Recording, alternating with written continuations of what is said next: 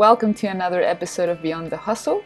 In this episode, I got to talk to Ray Higdon, one of my favorite people in the coaching and digital marketing space. I've already interviewed him a couple of times before, and it's always good to catch up with him. We got to meet again at the Funnel Hacking Live event in March of 2018, and I asked him if he would be on my podcast, and he said yes. Now, I recorded the interview using Skype and Camtasia to record my screen. So if you're watching this on YouTube, you will notice towards the end his image goes away. We'll just put a static photo there. It's because the screen recording software, for some weird reason, stopped recording his side and only recorded my webcam. So that's what happened there. But other than that, I really hope you will enjoy this episode. And as always, share it, subscribe if you're listening on your favorite podcast provider. Be sure you subscribe and share. It means a lot to me. Your support means the world to me, and that's how I can get the word out about what I'm doing and about all these wonderful entrepreneurs that have provided some of their time to speak to me, which is always an honor for me. So that's it. I hope you enjoyed this interview, and let the hustle begin. Hi everybody, Carolina Millan here, and welcome to a new episode. Today I have a very special guest, one of my favorite people in the industry. It's Mr. Ray Higdon. How are you, Ray? Hey, what's happening? Thanks for having me. Thank you for taking the time. Ray and I met exactly 4 years ago, and he's quite an inspiring person, an inspiring entrepreneur. We'll talk a little bit about your story. Ray is he's a network marketing coach. He has built a Inc. 5000 company. Yeah. Yes. Yeah. There you go. Which is very inspiring as well for all of us in the coaching and marketing industry. So I really want to hear more about that. So, for the one or two people listening who may not know you, there are probably not many people here, but maybe some people don't know you. Can you? You're too kind. I'm sure Mom is watching right now. She's rooting for me. Oh, there you go. So, can you share with us a little bit about your background, who you are, and what you do? Sure. So, I'm someone that, I've worked, and it may be a little echoey. I'm in the new house, and it's kind of a humongous room here, so maybe a little echoey. I hope not too bad. Sound is good. Oh, good. So, I'm someone that, worked hard my whole life, had my, fair amount of challenges. Parents split when I was young, went through quite a few years of child abuse and lots of other things. But like most people, I had my bumps and bruises along the way. But I've always been a hard worker, and I'd worked my way up in the corporate world to a pretty good salary. But I looked at my boss, I looked at his boss and her boss, and they were all making more money than me, but they were all more miserable. And I also noticed that the harder I worked, the more they would pay me, but the more they demanded too. And so I didn't like it, that I was missing out on family stuff. I'm missing out with soccer games and football games and all these different things that my sons were going to, and I had to go into work, and they paid me a lot, so I kind of had to go. And so I decided to branch out on my own, which went really well until it didn't. So I went into real estate, and when the real estate, and I was on top of the world, just crushing it. And then when the real estate market crashed, I got completely wiped out, losing every dime I'd made my entire life. Ended up in personal foreclosure, dead broke, chased by bill collectors, went through divorce. And, my life was kind of tough back then. So I had tried my hand at network marketing in the past, and I'd kind of sworn off it because there's a lot of things I just didn't care for about it. But at that point, my credit is shot. I have no money. I'm living off credit cards. And so I decided to give it another shot and took it seriously, became the #1 income earner in that company. Started dating an amazing lady that was helping me out with my bills back then, who's now my beautiful wife, Jessica. And the two of us became the top earners in that company. We didn't intend to, but we built an Inc. 5000 coaching company at the same time. And we've since retired from actively building any network marketing business. And now we mainly consult with different companies and work with different leaders and work with network marketers as a whole. So we love what we do. Amazing. Yeah, that is an amazing story. You hear about those stories all the time, but when you meet someone who's done that, it's always very impressive. So I'm always Always impressed by that. Now, I know that you're very focused now on coaching. Are there any projects in particular that you're working on that you're excited about?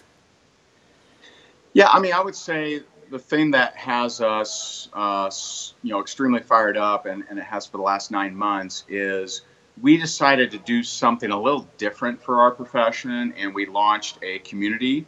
And so we started a community back 9 months ago called Rank Makers, and it's a thing for network marketers. I go live in there every single day, and in the last 9 months, we've built it to over 10,000 paying members. And what's cool about it is we get so much production out of it. So I just posted the stats not too long ago, but we've helped network marketers prospect over 600,000 people this year. Wow. Almost 1,000 rank advances, 14,000 new customers, and I forget how many reps. It's like 4,000 or something like that. So we've helped a lot of people rank advance inside their company, and it's just really cool. And some people, they cringe when they're like, "Oh my God, you go live every day."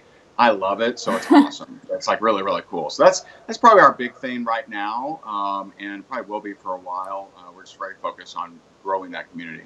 Amazing. Are there, is the membership open? Can people still join if they wanted to?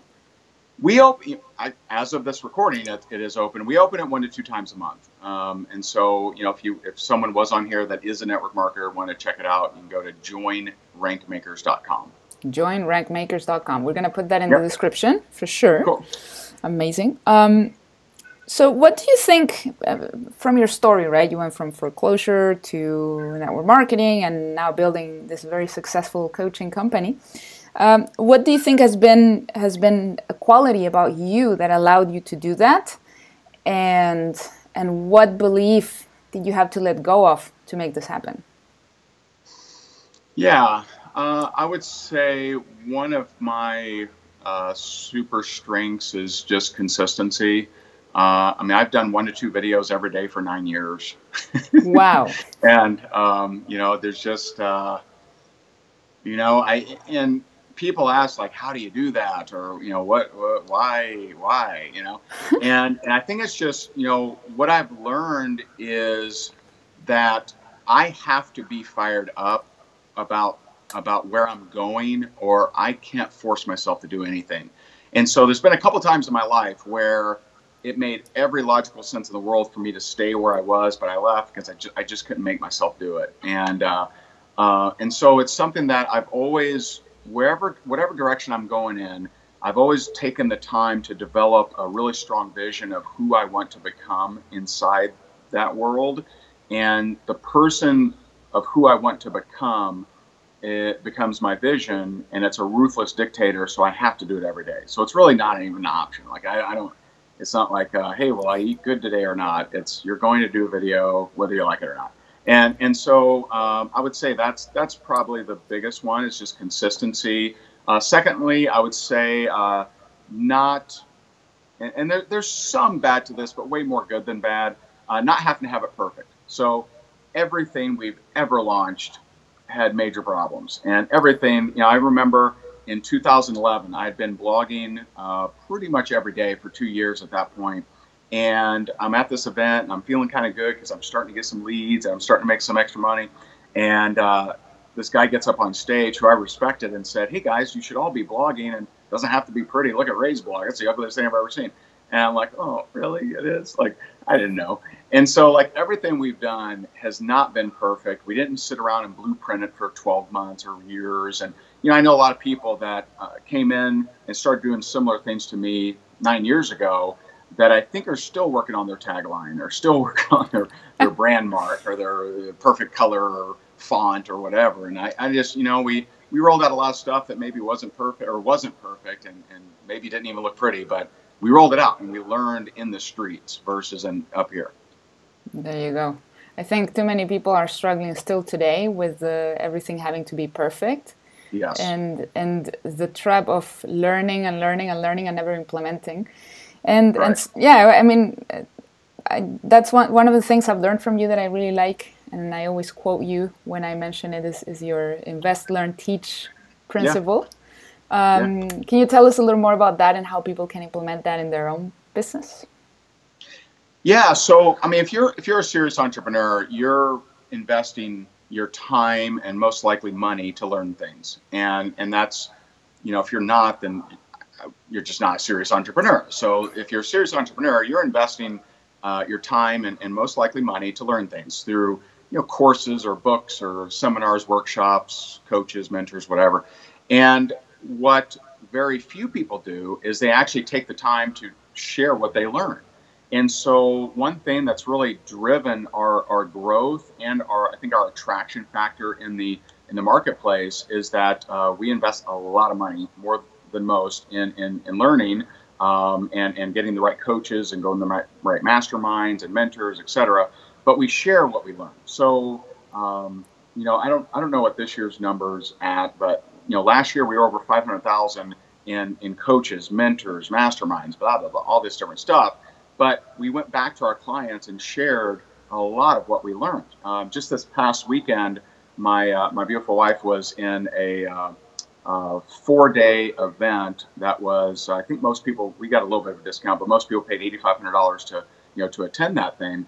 And on the last night, she went into our client group and shared what she had learned. And so that invest, learn, teach can really be an amazing cycle, in that if you are someone who likes to constantly learn, well, if you just start sharing it to attract people to you and start adding more value to your marketplace, your target market, and your clients, then you can really, make that an awesome circle, and it's almost like the more if you learn that, the more you invest in yourself, the more valuable you become because you're sharing it. Now, where that model breaks is if you're just investing in learning, investing in learning, investing in learning. So if you're a constant student that goes from course to course to course to course to course, but never shows any of it, never does a video about any of it or an interview or anything like that, then that you got a finite amount of time that you can do that. If you're sharing it to attract people to you and potential customers or clients, then you really can go to the moon with it. You can spend almost as much as you want.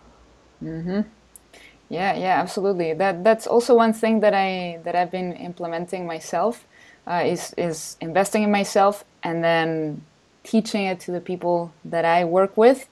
Yeah. And at the same time, I let them know that, hey, I'm investing this much in this mentor. You don't have to invest the same thing. You learn it from me. That's right. Absolutely. It's valuable. It's always a good hook. Well, I asked I asked a few people in my audience if they had questions for you, and I have one question here from Onelfrey. He wants to know how your business has changed through the years, like since you got started, and also how has the way you make money changed over the last 5-10 years?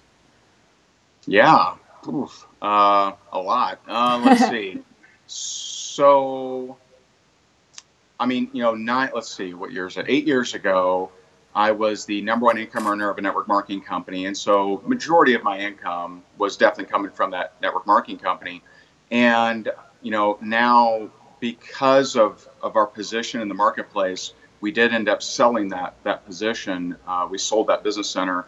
And so I don't get compensated through network marketing commissions. I get compensated from clients or, I got 2 really big events I'm speaking at. One will have, I think, 5,000 people at it. One will have 10,000 at it here in the next few months. And so that's where companies will hire me or my wife to come in and speak. And as far as more recently, I think in the last 2 years, it's gotten more interesting in that we used to operate like pretty much every other trainer. And that is, we would do a big product launch, right? So we would come up with a new course, do a big launch. And our last big one we did was 3-Minute Expert, and that did 900,000 in 10 days. So like a big boom, and awesome, right? And then after that, it was kind of back to the drawing board of maybe create another product or let it ride for a little bit or whatever. And instead now, we have this, we really don't do a lot of product launches anymore. Because we look at that and we look at the consumption of any course has always been a pretty low percentage. And, people that actually consume an actual course, go through it and implement it is, if you're in the 10% range, 5% range, it's unfortunately kind of normal. And most people, they need something more than just a course. but they can't afford coaching, they can't afford mentoring, they can't afford accountability. And so we launched our Rank Maker group, and it's it's $20 a month, but we got 10,000 people in there, and some paid annually, some paid lifetime, which we offered for a short amount of time. And so that is now that's over $1 million a year recurring revenue. And so that's at a $20 a month thing. That's kind of cool. It and is. so we still roll out new courses and things from time to time, but they're all connected in some way, shape, or form to our community, because we feel like just releasing of a course and just like, good luck, guys, that's just not, it's just not the way that the majority of people can implement. And so we plug everything back into our community. So we may release a little course, but it's kind of like, hey, if you really want to get help here and really want to change your life, you need to be in the community, and it's $20 a month. And so I think community and recurring revenue kind of models is really the rage now. Everyone's launching that kind of thing. And if you're going to do that, and I used to tell all my clients not to do it, because I know how much work it takes. Yeah. And here's kind of my feedback based on being in both worlds is if you're wanting to launch a community and have it as your side thing and still do product launches and all that stuff, I don't know that it's a good idea, because culture is what grows a great group, and culture takes time. It takes thinking, it takes time. It's not I'll have this on the side. And so that would kind of be my feedback, and hopefully answer that question. Oh no, 100%. I was actually going to ask you about culture. Like, do you feel like inside of the rank makers community, like people have become, Russell Brunson talks about that too. If they have become your fans and your ambassadors as well, are they bringing people in without you having to do extra marketing? Like, do you see that behavior in there as well? Yeah, I mean, we don't even have an affiliate program, and we have probably 50 leaders that have over 200 of their team in the group. Amazing. And we have a few leaders that have over 1,000 of their team in the group, and so it's something that we purposely, and this is kind of specific to our niche. We didn't want to create an environment where people started focusing on our affiliate program versus making money in their business, and that's kind of unique to network marketing. So for example, one of our clients, Jeff, he has 500,000 people in his team. So that's a pretty good sized team. Wow. And if we went to Jeff and said, hey Jeff, invite your people in, and we'll even show them how to make some extra money by telling people about the membership, he would never market us. Why? Because Jeff wants his people focused on making money in the company. And so that's why we don't do it. And so we do every time it's open, we go to the membership and say, hey, if you want to promote and get the word out, awesome. If you don't, totally cool. Often we'll give away, prizes and things like that for people that get the word out, do drawings and things like that. But we just didn't want to make it, because, if we flipped a switch, probably half of the entire group would be marketing the heck out of it to make money. And that's not the point of the group. The point of the group is to help them rank advance in their company and make money in their company and make their leaders extremely happy. Because if we accomplish that, then those leaders will always promote us. And it's funny because I'm like the admin of like 25 different team groups. And they're like, hey, anytime you're open, just go live in there. That's a lot of trust, Yeah. And these are the most sacred resource of any network marketer is their team and their teammates. And yet there's, 20, 25 of them. They're like, hey, we made you an admin, just go live whenever you want. And so that shows that we're creating production, and we've obviously earned their trust. Mm-hmm. That's the level of trust and goodwill that you want to develop with your clients. And I think that's amazing when people refer you without any compensation, just because they know it's good. Like, you hit the nail in, how's the saying? You hit the nail in the head? No. Nail in the head, yeah. I'm bad with English sayings. So you guys have been in business for a while. What about people coming in just now? Like, what do you think a younger business or somebody, whether it's a network marketing and marketer or a coach just coming into the scene, where should their focus go in terms of how to market themselves and their business? Yeah. So, in any business, you have two major categories, and that's prospecting and marketing. And it doesn't matter what you're in. If you're a web designer, if you're a plumber, it really doesn't matter. Two main categories are marketing and prospecting. Well, marketing is you creating something you hope an unnamed individual reacts or responds to. So that could be a status update, a billboard, a flyer, it could be a drop card, it could be an ad, it could be whatever, right? Online, offline, could be whatever. And obviously it's a smart idea to learn that and master that.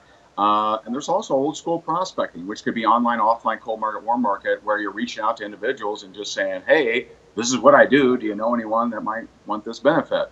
And so I think it's best. I first heard it said this way from, what's the guy's name? His real name is Mark Ford, but he writes under the pen name. Oh, you're right. What's his name? I forget it. I know his real name. I'm trying to think of his Michael Masterson, maybe? No. Masterson. Yeah, Michael Masterson. Michael Masterson. I believe. But he wrote the Ready, Fire, Aim. And in Ready, Fire, Aim, he really details it out. He's like, hey, if your business isn't at $1 million a year, stop sharpening pencils and buy new computers and go sell. Go sell your service or your product and go sell. And stop planning, stop blueprinting, stop tightening up the fonts. Go sell. And so I'm a big fan of that, of just getting some money in the door as quickly as possible, which sometimes isn't through marketing right away. Sometimes it's you reaching out to people and saying, hey, here's what I do. Do you know anyone that might want this benefit and might need this service? And so I would never lose sight of that. And if I had to start all over and I didn't have an email list, I didn't have a Facebook following, I didn't have any of this stuff, it doesn't matter what it was, I would still do the same thing. I would start to craft marketing and start to put out videos each and every day. But I would also identify, okay, who should I be reaching out to today proactively, and either calling them on the phone, texting them, emailing them, Facebook messaging them, whatever. And I would have that plan too. And it's really what I did in network marketing, in that when I first started marketing, I wasn't getting traction. Like hardly anyone was seeing my stuff, but I was also going out and getting 20 no's a day. And that was online, offline, et cetera. And so that's what I would suggest, is you've got to get money rolling in before anything really happens, and focus on that sooner than perfecting your logo or perfecting your brand mark or something like that would be my suggestion. Mm-hmm. So content, adding value. Content and action of just, how many people did you talk to about your product, service, or opportunity right now? Mm-hmm. What do you guys teach, like when somebody just comes into your rank makers community, and they're complete newbies?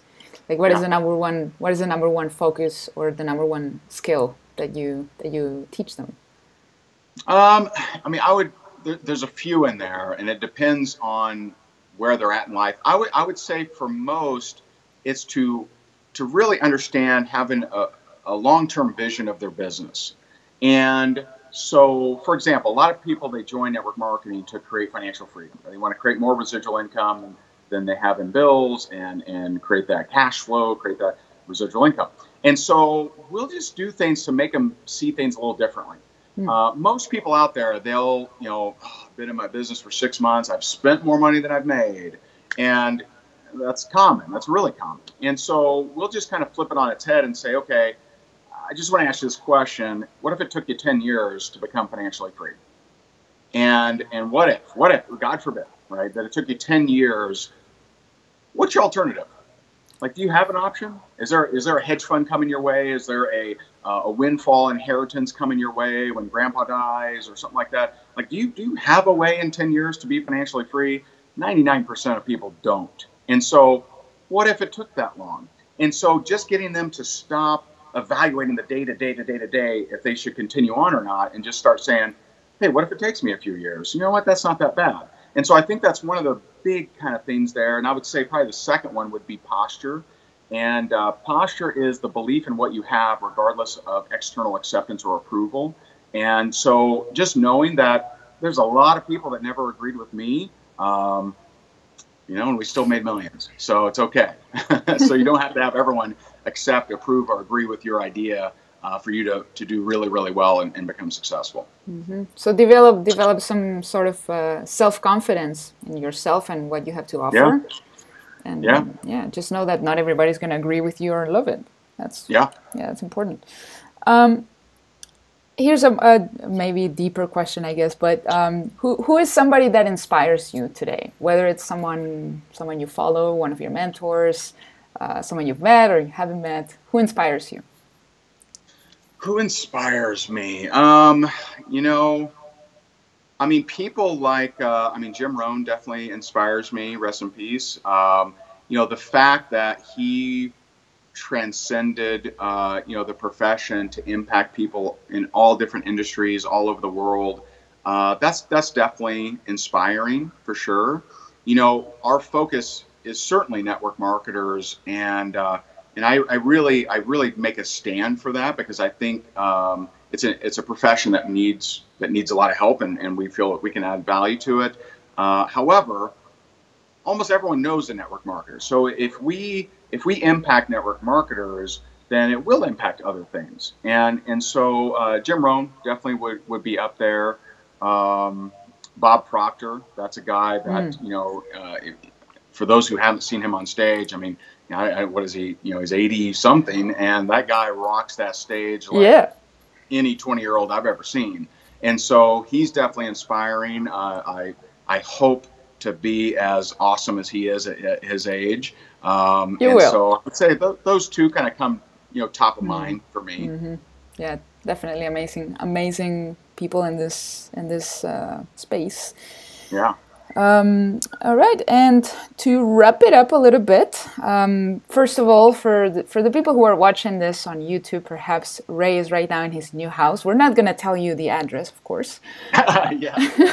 But at the very beginning of our call, he was telling me that like a year and a half ago, they purchased the land, and now it's the vision is a reality. What did it take for you guys to build this dream house? A lot of money. I don't know what you're going for, but that's the answer. Well, yes. I'm not asking for the price, but yeah, sure. Give us a tour. I'll show you I don't know how my camera is so small on here. Let me see. Can I turn this thing around? Just don't hang up. Yeah, I know, right? Okay. All right. Oh, wait. I'm thinking that might work. Okay. So I'll at least show you the pool, right? So nice. Here's the pool, and just really excited about that. Wow. I'll take you outside. I don't think the internet's that great, so I won't go too far. But I wanted a cool area that would get me fired up. And for me, like energetically, I just love water and the sound of water. So it's just, I don't know. I just always feel I think sharper and more clearly, and it's just then we got my bar over there. It's a little messy because we're still actually moving in. Mm-hmm. Let me see. I'm trying to turn this thing around. I don't know what I'm doing here, Carolina. How can you even deal with me? But there you are. Yeah, but I thought I'd show you that. That's beautiful. I mean, it's very, very, very beautiful and inspiring as well. Maybe someday I can build a house like that. I mean, hey, you can accomplish anything you want. Yes. Well, I can tell you the story about this house. Please. Is me and a buddy 11 years ago bought an advertising franchise, and the CEO of that advertising franchise had a house in this community, and I had never been in this community. And so I came in this community, and I'm like, oh my God, like it's man-made beaches. It's got amazing, scenery just everywhere. It's just next level. It's the only community in the state of Florida that was ever voted #1 community in the United States by the Builders Association. And so I set a goal 11 years ago to live in this community, and here we are. We closed last week, a week ago, and we're still not fully moved in, but we will be.